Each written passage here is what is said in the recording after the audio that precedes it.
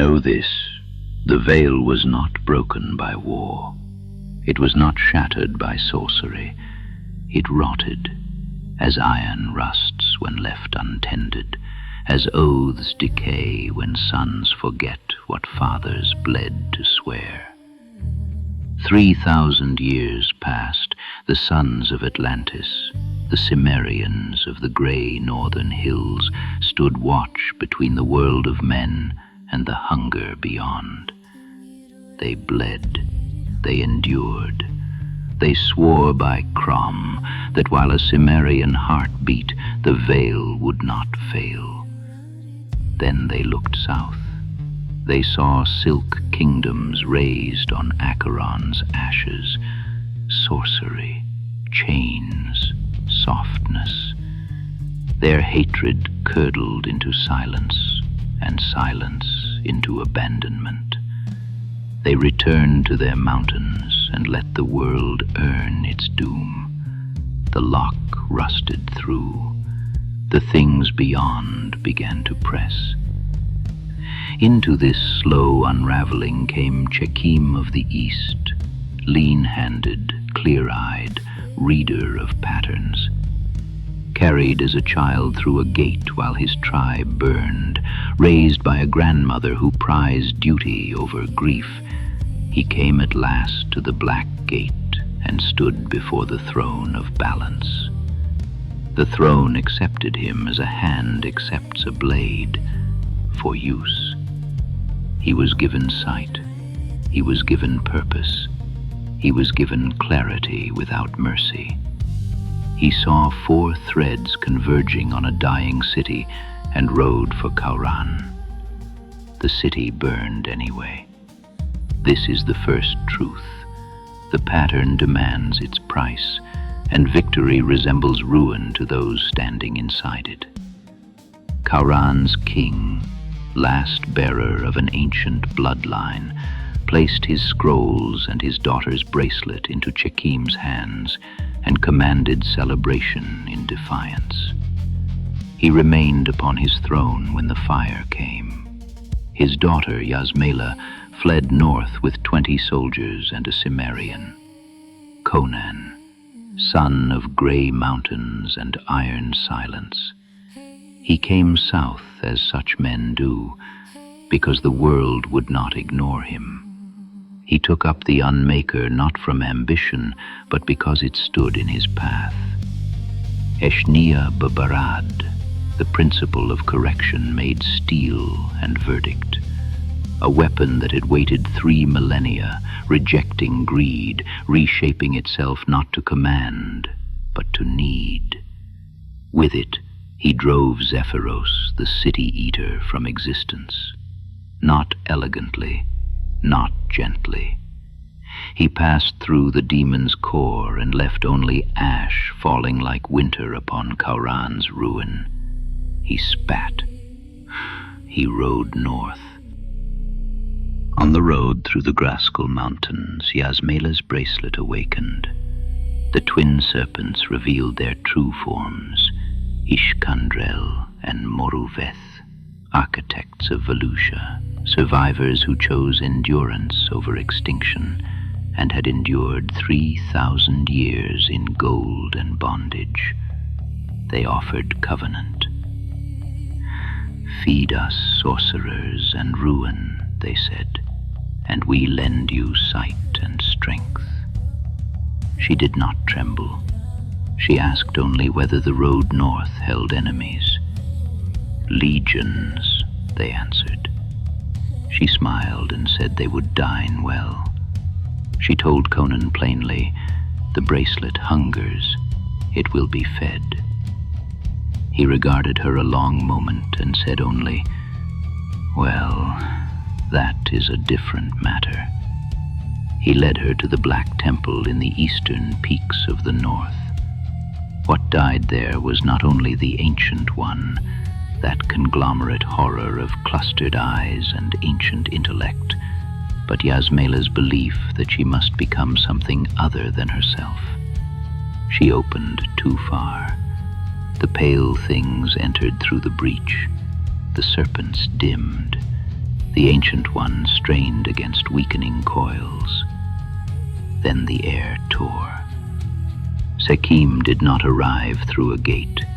He was born through it, violet fire and riven dark. He had paid his price. The throne had pressed him for what he would not name, and in the moment he ceased lying to himself, it found him worthy. He transited the Ancient One as a sentence passes through the condemned. Not fury, correction.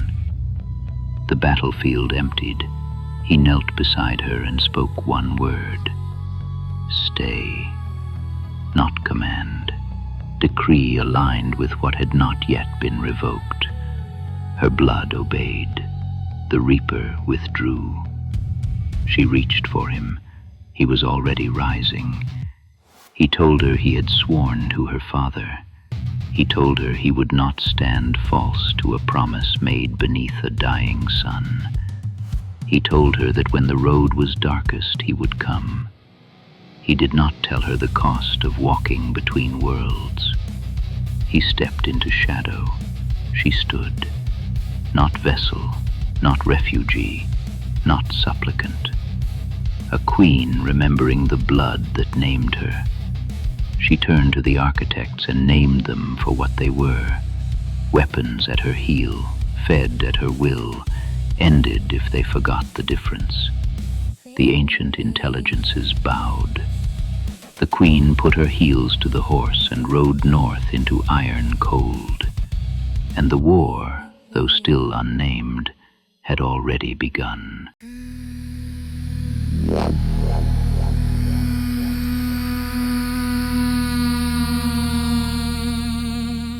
The snow came in sideways off the ridge.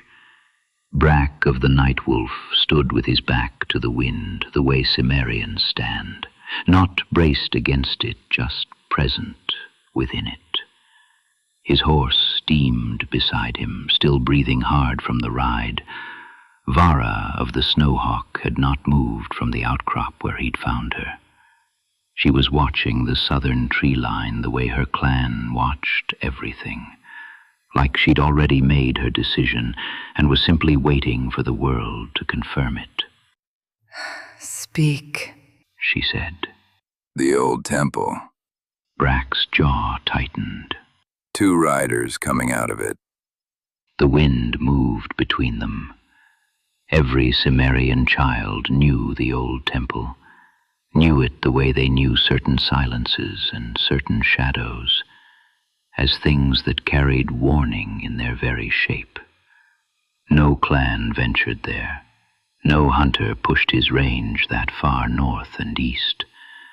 Whatever had used that place in the age before Cimmeria had a name for itself, had left something in the stones that the hills remembered, even if men had forgotten the specifics. 2 riders coming out of it meant 2 riders who had gone in. How long ago? Vara asked. This morning, before the light changed. You recognize them? It wasn't a question. If he hadn't recognized them, he wouldn't be standing in her wind, breathing hard. One of them. Brack's eyes stayed on the tree line. The blacksmith's son, Conan. Vara said nothing for a long moment. You're certain? I've heard enough description to be certain. Size alone. A pause. And the way he moved coming out of that place. Like whatever happened inside it was already behind him. The woman. Southern armor, dark hair. Something on her wrist that caught what little light there was. He paused. Caught it wrong. Vara's hand moved without her realizing, fingers finding the pommel of that blade across her back. Half a day. Brack said. Maybe less, in this wind. She looked at him then. Night wolf blood, Snowhawk Ridge. 2 young Cimmerians standing in the same snow that their fathers would never share without drawing steel first. We go in, she said. We tell them about Conan. We tell them the rumors about the blade. Brack understood immediately what she wasn't saying. Nothing else. Nothing else. He looked at her for a moment, then nodded once. The Cimmerian economy of agreement. They turned for the tavern.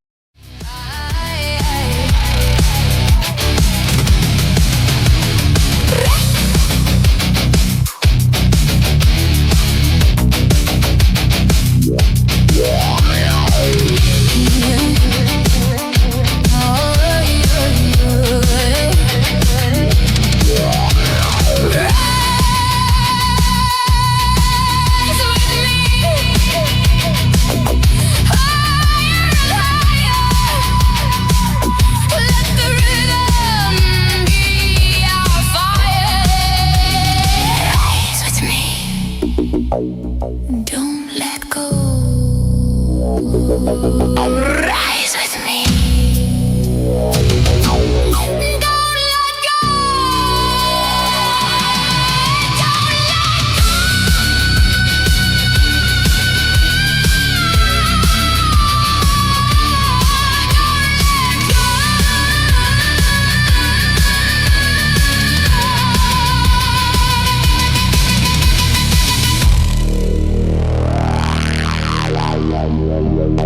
Memento Ayuris. Oh, Philly, Atlantis. Sanguis Walkers. Oh, Cimmeriani.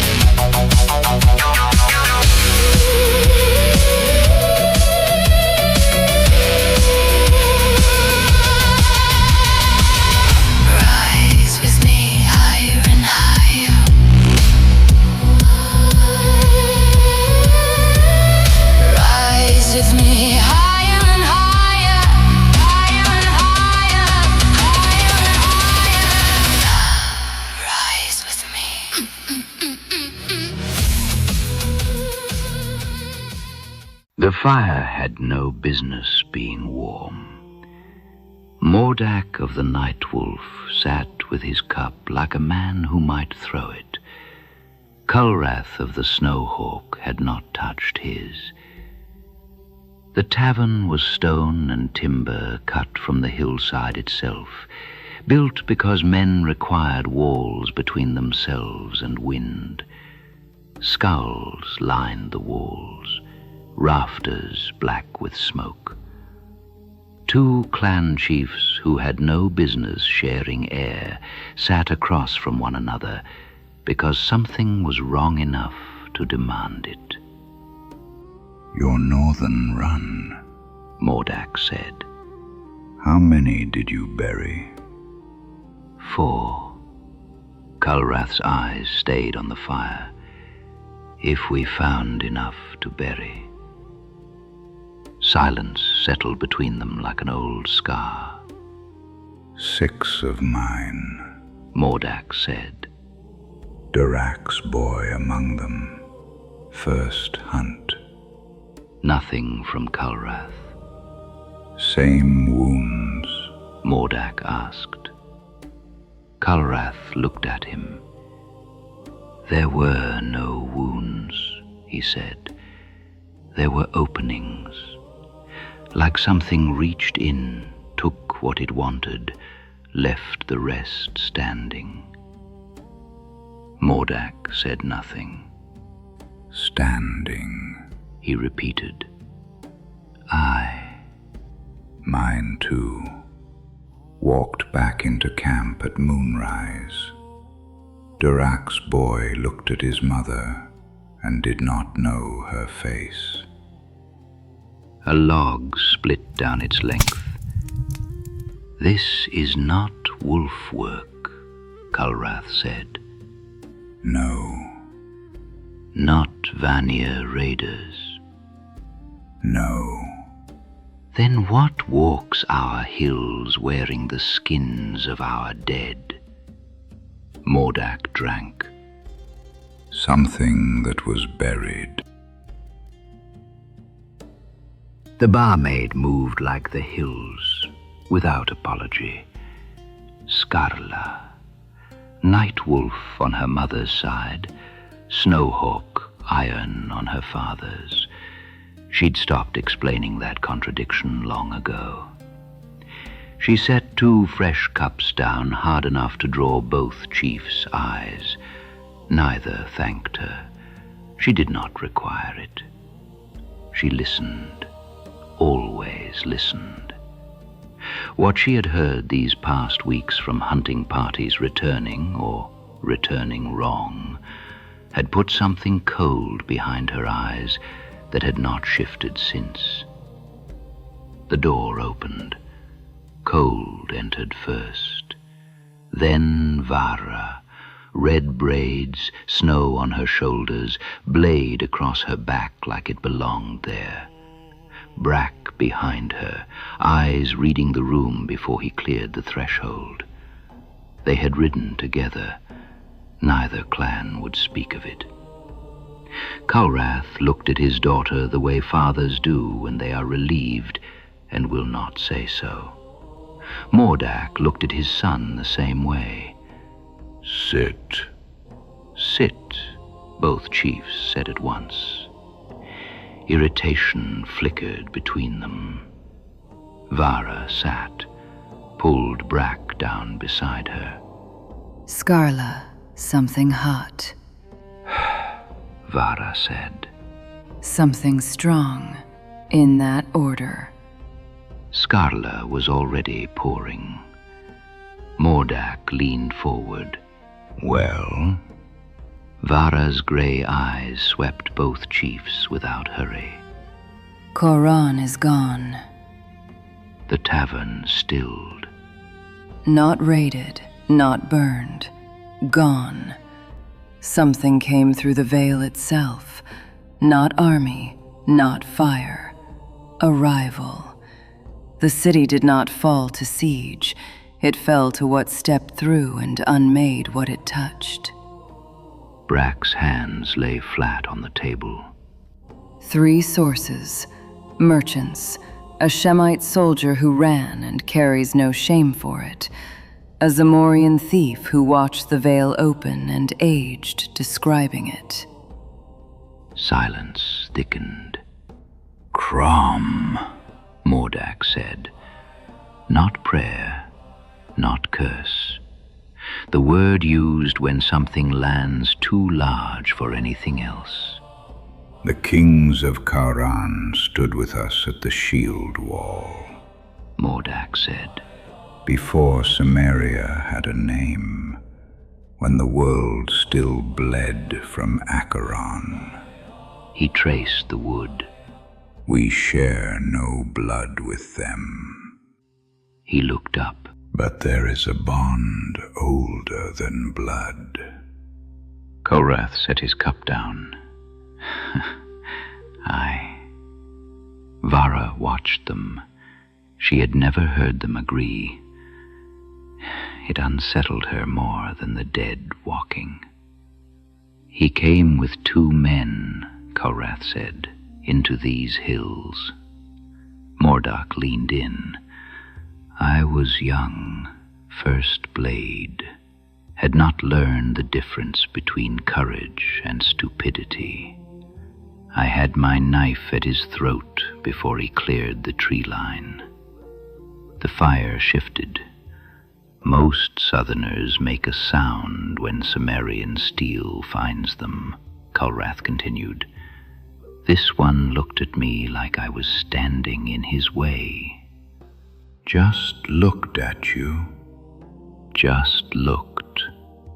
Then said, in the worst Cimmerian accent I've ever heard, 'I did not ride through your hills to die at your threshold. I rode because what sleeps beneath them concerns us both.'" Vara leaned forward without realizing it. "I told him the hills concern no Southerner," Kalrath said. "Told him to turn back." "But he didn't," Kalrath said quietly. "He opened his cloak." Kalrath's voice lowered further. On his wrist was the bracelet. The tavern held its breath. "The twin serpents?" Mordok said. "Aye, cold gold, 2 heads outward, the same image carved into shield wall stone before our grandfathers were dust." Kalrath drank. "I had seen those carvings since I could walk. That bracelet was not ornament. It was proof his blood had stood in the same darkness ours did." Silence. I put my knife away. And then? Vara asked. "I showed him everything," Kalrath said. "Every stone, every carving, every word we remembered. He stayed 2 winters, learned the tongue properly, sat with elders, copied scrolls by firelight until his fingers bled." "A southern prince," Mordok said. "A man who understood some truths must be sought in the cold," Kalrath replied. He set his cup down. "His name was Kushtrim. He rode south when the 2nd winter broke. I never saw him again. The tavern was still, but he told me before he left, the bracelet passes through blood. Whoever wears it next will come to these hills. Not hope, certainty." Mordok studied him. "You've been waiting." "I've been watching." The distinction mattered. Watching was Cimmerian. Silence again. Mordok's gaze cut to Brack.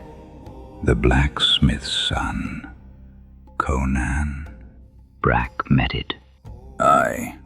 "There are tales, Mordok said. desert roads, a blade." The log shifted in the hearth. Not sword, something else, pulled from depth that swallowed every man who sought it before him, burns and freezes at once, unmakes what it touches. "The Blade of Duma." Brack said. Kalrath looked up sharply. "You've heard." 3 sources. A ghoul horde in the scorched wastes. Fused glass where sand had been. One said the man carrying it laughed. Silence like new snow. "That's him," Mordok said. No pride, recognition. "His father shaped iron into things that had no right being beautiful." Mordok said quietly. Told him once the boy had the same quality. just hadn't found his mettle. He drank. Sounds like he found it. Culrath's grey eyes fixed on the fire. A Cimmerian carrying a blade that unmakes, riding back to hills he hasn't seen since boyhood, with Kauran fallen, with hunting parties returning wrong. He looked at Mordak, and the dead stirring in old places. Mordak's eyes narrowed. You think the boy woke something? I think, Culrath said carefully, that Conan has never taken a thing without kicking the nest it came from. Mordak barked a humorless laugh. Crom. Vara stared into her cup. Brack drank slowly beside her. Scala refilled without being asked. South of the ridge, half a day out in snow and failing light, two riders moved toward hills that did not yet know what was coming with them. The light died the way Cimmerian light dies, without ceremony. Conan slowed his horse to a walk. Yasmela felt the shift and matched him without question. She had learned this in the weeks since the scorched wastes. His silences had texture. This one carried recognition. He moved ahead one length, held. She settled behind him. The hills rose dark on either side of the path, familiar dark. Pines black against a sky not yet committed to stars. Wind low in the bracken. Conan's eyes did not move. His hands were loose on the reins. They were not alone, had not been for some time. The watchers let him know they were there, the way hills do, present, patient, older than whatever you thought you were bringing. Conan rode on. She followed. Whatever came next would come to him first. That was enough. He saw the red braids first. Even in snow and dark, that shade burned against the night. Conan's hand did not go to his blade. He slowed a fraction and looked. Vara of the Snowhawk stood at the tree line as though the forest had grown her there. He had last seen her 13 winters ago. A lean girl with her father's gray eyes and steel already cutting her cheekbones. The promise had ripened. The blade across her back was no ornament. The stance she held in the dark was chosen. She had let him see her. That meant trouble. He rode forward, one length ahead of Yasmela. No word passed between them. Vara watched him approach. When he came within speaking distance, she tilted her head, eyes passing over him, cool, measuring. The South used you well, she said. Conan regarded her as he would Storm moving down from the ridge. You were fairer at 13. Her eyes did not flicker. You were taller, she said. I was mounted. A breath passed between them. Then her jaw hardened, and whatever warmth had stirred in her face died cleanly.